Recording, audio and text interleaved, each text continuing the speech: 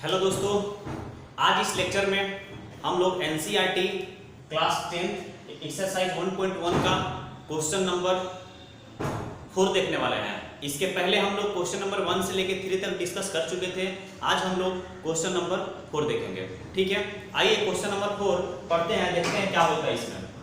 बोला है कि यूक्लिड विभाजन प्रमेयिका का प्रयोग करके दर्शाए कि किसी धनात्मक पूर्णांक का वर्ग किसी पूर्णांक m के लिए 3m+1 के रूप का होता है। मतलब कोई भी आप a का कोई धनात्मक पूर्णांक मान लीजिए, धनात्मक मान मान लीजिए, उसका अगर वर्ग किया जाए तो हमेशा 3m+1 के रूप का होगा। इसका कहने का मतलब यह है। तो आइए अब हम इसको देखते हैं।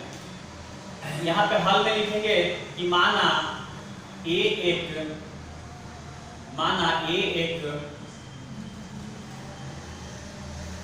धनात्मक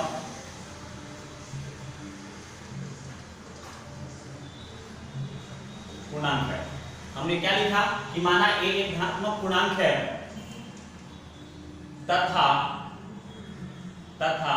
b = 3। अब यहाँ पे b = 3 क्यों आया? क्योंकि यहाँ पे देखिए 3m+1 के रूप का है, इसीलिए हमने यहाँ पे b = 3 लिया। कल भी आपको समझाए थे कि यहाँ पे जो भी टर्म रहता है, अगर 5 दिया रहा है तो 5 लेंगे, 6 दिया रहा है तो 6 लेंगे, इसीलिए यहाँ पे b = 3 हमने माना, क्योंकि यहाँ पे 3 दिया हुआ था। ठीक है, अब यूक्लिड विभाजन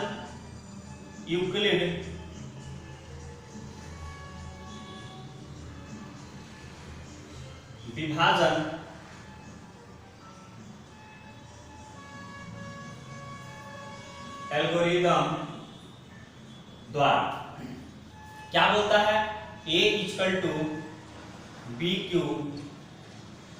+ r। यूक्लिड विभाजन एल्गोरिथम से हम लोग क्या सीखे हैं? a = bq + r। अब ये कहाँ पे आया? जैसे मान लीजिए कि हमने a कोई डिजिट है, उसमें b से भाग दिए, यहाँ भागफल q आया और शेष यहाँ पे क्या आ रहा है? r आ रहा है। तो a का वैल्यू मतलब भाज्य बराबर भाजक गुणे भागफल और प्लस क्या होता था? शेष होता था। यही ना होता है, भाज्य बराबर भाजक गुणे भागफल और प्लस शेष। तो वही a बराबर bq + r। अब b का वैल्यू यहाँ पे हमने क्या कंसीडर किया है? 3 कंसीडर किया है। तो यहाँ पे क्या लिख देंगे? 3। तो a भी b क्या रिप्लेस हो जाएगा? 3 से रिप्लेस हो जाएगा। अब कल आपको समझाए थे इसके पहले वाला लेक्चर में, क्वेश्चन नंबर 3 में हम लोग देखे थे कि r का जो वैल्यू होगा हमेशा इस 3 से छोटा होगा। मतलब जिस वैल्यू से आप भाग दे रहे हैं, डिवाइड कर रहे हैं, उससे हमेशा क्या होगा? छोटा होगा। तो 3 से छोटा क्या होगा? 0, 1, 2। ठीक है, तो यहाँ लिख देंगे जहां r = 0, 1, 2। ठीक है, r का वैल्यू क्या हो जाएगा? 0 से लेकर 2 तक होगा। ठीक है, आइए अब हम लोग a का संभव मान निकालते हैं। a का, अब a का संभव मान क्या हो जाएगा? a का संभव मान यहाँ पे क्या हो जाएगा? यहाँ पे लिखिएगा, क्योंकि a बराबर क्या हो जाएगा? अब r के जगह पे एक बार 0 पुट करिएगा तो 3q + 0 तो क्या हो जाएगा? 3q हो जाएगा। या r की जगह पर 1 पुट करिएगा तो क्या हो जाएगा जी? 3q + 1 हो जाएगा। या r की जगह पर 2 पुट करिएगा तो क्या हो जाएगा? 3q + 2 हो जाएगा। ठीक है, हमारा ये a का वैल्यू ये 3 आ रहा है। अब हम इसको प्रूफ करने के लिए चलते हैं, क्योंकि यहाँ बोला था कि किसी भी धनात्मक पूर्णांक का वर्ग बोल रहा है। हमने a को धनात्मक पूर्णांक माना है तो a का वर्ग करेंगे। तो यहाँ पे लिखिएगा कि यदि if a = 3q, एक एक करके हम चल रहे हैं, यहाँ पे एक एक करके a बराबर 3q ले रहे हैं। ठीक है, अब बोला था कि इसका वर्ग, तो यहाँ लिख देंगे दोनों तरफ वर्ग करने पर, मतलब स्क्वायरिंग बोथ साइड। यहाँ लिख देंगे स्क्वायरिंग बोथ साइड, दोनों तरफ वर्ग करने पर। तो दोनों तरफ वर्ग कर रहे हैं तो a का वर्ग करिएगा। यहाँ पे देखिए a का स्क्वायर कर दिए, यहाँ पे 3 इसका वर्ग करने के लिए बोला था तो 3q का स्क्वायर कर दिए। अब a का स्क्वायर करेंगे तो कितना हो जाएगा जी, a स्क्वायर हो जाएगा। 3 का स्क्वायर करेंगे तो क्या हो जाएगा 9, और q का स्क्वायर करेंगे तो 9q स्क्वायर हो जाएगा। अब देखिए यहाँ पे a स्क्वायर इक्वल टू, इसको हम 3 into 3q स्क्वायर के रूप में लिख सकते हैं। अब यहाँ पे लिखेंगे कि a square equal to 3m, जहां लिख दीजिएगा, यहाँ पे लिख दीजिएगा जहां m बराबर 3q स्क्वायर। ठीक है, यहाँ पे देखिए, यहाँ पे हमने क्या किया कि a का वैल्यू यहाँ पे a square equal to 3m, यहाँ पे 3q स्क्वायर को हमने क्या मान लिया, m कंसीडर कर लिया, तो a स्क्वायर का वैल्यू क्या आ गया, 3m आ गया। अब आइए दूसरे कंडीशन में हम देखते हैं, यहाँ पे दूसरा कंडीशन में देखते हैं। यहाँ पे ध्यान दीजिएगा, यहाँ पे केस नंबर 2, अब हम माने थे a बराबर 3q, अब a का वैल्यू क्या लेंगे, 3q प्लस 1 लेंगे। अब दूसरा लिखेंगे कि यदि a बराबर क्या हो, 3q प्लस 1 हो। पहले तो हम a का वैल्यू 3q लिए, दूसरा 3q प्लस 1 लेंगे, और तीसरा क्या लेंगे 3q प्लस 2 लिखेंगे। तो अब स्क्वायरिंग बोथ साइड, यहाँ पे दोनों तरफ वर्ग करने पर यहाँ लिख देंगे कि दोनों तरफ वर्ग करने पर, तो वर्ग करिएगा तो यहाँ देखिए इसका a स्क्वायर हो जाएगा और 3q प्लस 1 का होल स्क्वायर। अब इसको तोड़िएगा, a प्लस b का होल स्क्वायर का फॉर्मूला पे, तो क्या होता है a का स्क्वायर मतलब 3q का स्क्वायर प्लस b का स्क्वायर मतलब 1 का स्क्वायर, a का स्क्वायर प्लस b का स्क्वायर प्लस 2ab। 2 a का वैल्यू कितना है 3q और b का वैल्यू कितना है 1 है। यहाँ घबराइए कि नहीं, a का square plus 2ab plus b का स्क्वायर भी लिखा जा सकता है, क्यों, क्योंकि सब वैल्यू प्लस में है ना, तो आप इसको लिख सकते हैं। अच्छा चलिए टेंशन नहीं लीजिए, हम उसी तरह से लिख देते हैं। यहाँ पे आप लिख सकते हैं, क्यों लिख सकते हैं जी, क्योंकि वैल्यू प्लस में है ना, तो वैल्यू प्लस में है तो आप इसको लिख सकते हैं। तो a square plus 2ab, 2 a के जगह पे क्या है 3q है और b के जगह पे क्या है 1 है, अब प्लस b स्क्वायर, तो b स्क्वायर मतलब 1 का स्क्वायर करिएगा तो कितना आएगा 1 ही ना आएगा। अब चलिए 3q स्क्वायर को क्या लिख सकते हैं जी 9q स्क्वायर प्लस 3 गुना 6 q लिख सकते हैं यहाँ पे 6q प्लस क्या हो गया 1 हो गया। यहाँ देखिए 2 में 3 से गुना करेंगे 6 और 6 में 1 से मल्टीप्लाई करेंगे तो यहाँ पे 6 ना होगा। यहाँ पे देखिए 2 3 या 6, 6 में 1 से मल्टीप्लाई करेंगे तो क्या हो जाएगा 6q प्लस 1 हो जाएगा।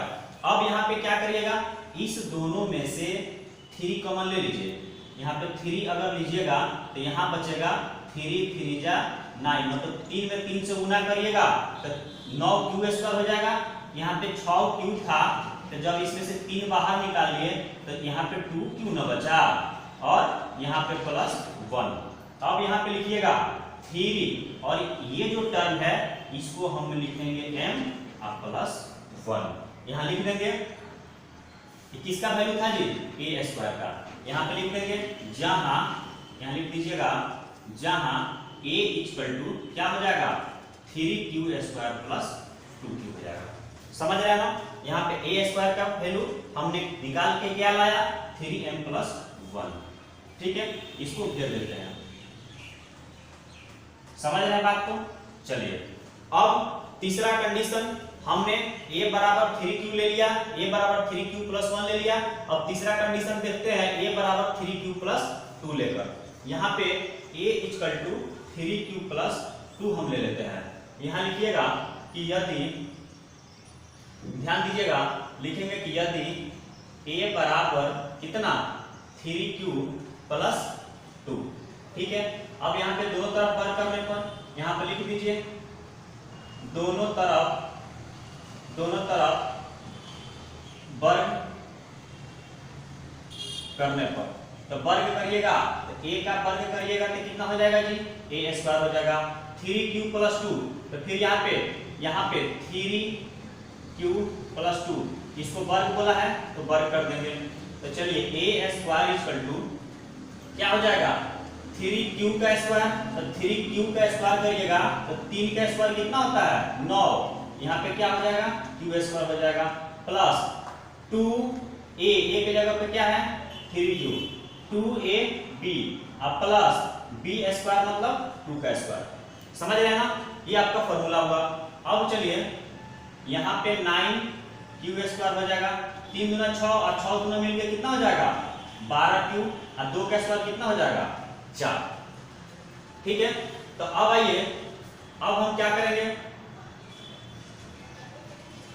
अब यहाँ पे 2 का स्क्वायर कितना आ गया 4 आ गया। चलिए मिला देते हैं एक बार, a स्क्वायर मतलब 3 का स्क्वायर 9q स्क्वायर हो जाएगा प्लस 2ab, तो 2 3 6 6 दूना कितना हो गया 12q हो गया, और यहाँ पे 2 का स्क्वायर करेंगे तो कितना हो जाएगा 4 हो जाएगा। ठीक है, तो अब आप इसको क्या लिख सकते हैं, यहाँ पे देखिए इसमें से क्या लीजिएगा कॉमन, इसमें से 3 कॉमन निकल सकता है। ठीक है, तो यहाँ से आप 3 कॉमन ले लीजिए,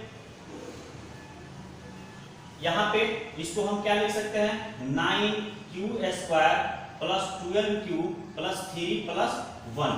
अब इसमें से पूरा में से 3 कॉमन लीजिए, तो 3 कॉमन लीजिएगा तो यहाँ बचेगा 3q square plus 4q plus 1, और यहाँ पे क्या बचा प्लस 1। ये देखिए 3 यहाँ पर भी है, 12 में से 3 निकल जाएगा तो यहाँ 4 बच जाएगा, 9 में से 3 कॉमन लीजिएगा तो 3 बच जाएगा, 3 में 3 से गुना करिएगा तो 9 हो जाएगा, यहाँ पे 3 में 4 से गुना करिएगा तो 12 हो जाएगा, 3 में 1 से गुना करिएगा तो 3 आ जाएगा ना। अब इस पूरा वैल्यू को हम m मान लेंगे, तो यहाँ लिखेंगे 3m प्लस 1, इसका वैल्यू आ गया जी a स्क्वायर का, जहां यहाँ लिख लीजिएगा जहां m बराबर क्या हमने माना है 3q square plus 4q plus 1। ठीक है, अब यहाँ लिख दीजिएगा कि अतः क्या बोला था कि किसी धनात्मक पूर्णांक का वर्ग किसी पूर्णांक n के लिए 3m या 3m प्लस m का रूप का हो सकता है। ध्यान लिखते हैं अतः किसी धनात्मक पूर्णांक का वर्ग किसी धनात्मक पूर्णांक का वर्ग 3m या 3m प्लस 1 के रूप का हो सकता है। ठीक है, अब देखिए एक बार और समझ लीजिए इसको। हमने क्या किया यहाँ पे क्या किया कि सबसे पहले यहाँ माना a एक धनात्मक पूर्णांक है तथा b = 3 है। यहाँ पे a हम धनात्मक पूर्णांक इसलिए बोले क्योंकि यहाँ बोल रहा था कि किसी भी धनात्मक पूर्णांक का, तो हमने एक धनात्मक पूर्णांक क्या मान लिया था a मान लिया था। अब यहाँ b = 3 क्यों माने, क्योंकि यहाँ पे 3q + 1 के रूप का दिया है। अभी ना आपको यहाँ पे समझाए थे कि भाज्य बराबर भाजक गुणे भागफल प्लस शेष होता है, तो यहाँ पे यूक्लिड विभाजन एल्गोरिथम द्वारा हमको क्या मिलेगा a बराबर 3q प्लस r, जहां r का वैल्यू क्या होगा इस 3 से छोटा ही ना होगा, 0 1 2 हो गया। अब हम क्या करेंगे इस इक्वेशन में r का वैल्यू होगा 0 एक बार 1 एक बार 2, तो यहाँ पे r = 0 पुट कीजिएगा तो 3 = क्या हो जाएगा 3q ना हो जाएगा, क्योंकि 3q + 0 तो 3q ना होगा, या यहाँ पे 1 जब पुट करिएगा तो 3q + 1 जो यहाँ पे लिखे हैं। अब इसके जगह पर 2 पुट करिएगा तो 3q + 2 तो 3q + 2 लिखे हैं। ठीक है, अब देखिए हम एक एक करके कंडीशन को चलते हैं। यहाँ a बराबर 3q मान लिया, अब बोला था कि इसका वर्ग, तो दोनों तरफ वर्ग करने पर तो वर्ग किए इसके फॉर्म में आ गया। फिर उसी तरह से अब a बराबर हमने कितना मान लिया 3q + 1 मान लिया। फिर दोनों तरफ वर्ग करने के बाद यहाँ देखिए a + b का होल स्क्वायर का यूज हुआ है। अगर आपको लिखना है तो यहाँ साइड में लिख देते हैं फॉर्मूला, यहाँ ध्यान दीजिएगा, यहाँ लिख लीजिएगा चूंकि a + b का whole square = a² + 2ab + b² होता है। इसी का यूज करके हमने उसको बनाया हुआ है। ठीक है, तो यहाँ पे हमने कर दिया कि a का स्क्वायर मतलब 3q का स्क्वायर करेंगे, यहाँ पे 3q का स्क्वायर कितना हो जाएगा 9q², ये 2 में 3 से गुना करेंगे 6, 6 में 1 से गुना करेंगे 6 होगा, और 6 × q मतलब कितना हो जाएगा 6q हो जाएगा, अब प्लस 1 कॉमन हुआ।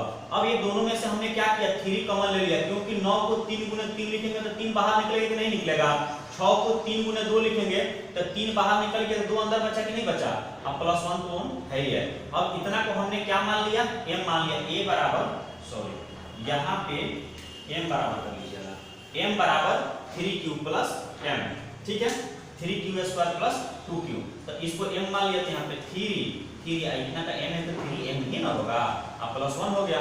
इसी तरह से a का भी वैल्यू हम 3q प्लस 2 लिए और इस तरह से करके इसको हमने सॉल्व कर दिया, ठीक है। तो आइए इसको नोट करिए।